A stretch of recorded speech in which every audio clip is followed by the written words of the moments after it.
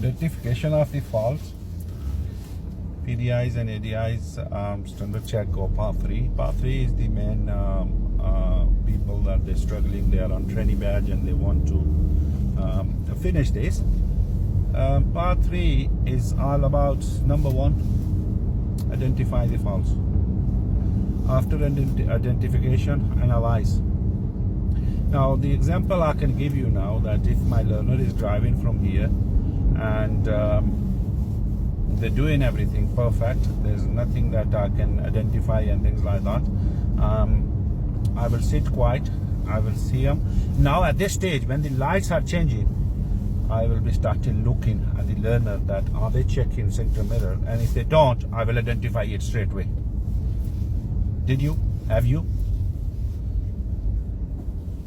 And if the answer is there, I will be only emphasizing that if I was looking at the learner at the time. Other than that, I was just doing it by routine, that I know that every time we slow down, stop or change direction, we check mirrors. So as like now, if my learner is stopping and I'm not looking at him, I'm looking ahead. Like this was the one of the feedback, that the most of the time the PDIs was looking outside for their safety. And if I'm not looking and I say, you didn't check your mirrors, honestly, is that right to say? Because I wasn't looking. And that's why that section falls into you, that the instructor or trainer or PDI was not aware of the surroundings or people's action.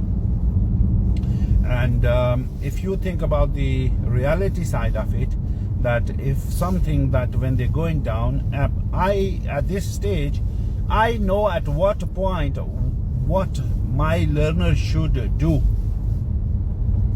if you know what I mean. So I will be doing exactly looking at the learner first, and then going down with my identification, analyzation, and then correction. And then after identifying, after analyzation, the key point is a correction or advice. Your learner has not to be going back on your test with something that they have learned something. No, that's not the case. They should go back telling the examiner that you tried your level best, and your instruction, your direction, your teaching was there to get help, and they could have learned. And if they haven't, they can come back next session, and they will. Sometimes people do things and at the same time they might not achieve, they might not learn, but they can go back with their homework, and when they go back with their homework, they will be able to reflect their driving, they reflect their things that they have done, and they will come back with the more knowledge and more information and more physical things that they have done in the session, and they probably do better in the next one. So it's not always that they have to go back with the one lesson, they can have everything.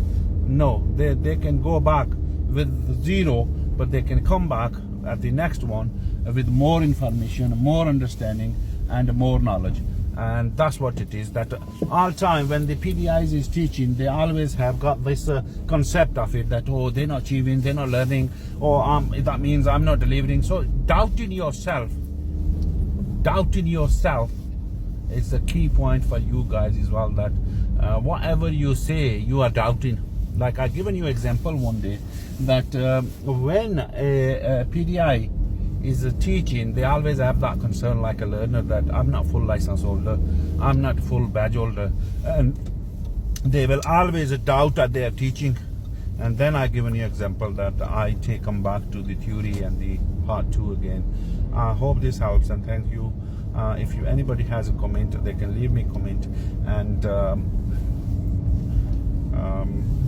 I will try to help you guys. Thanks.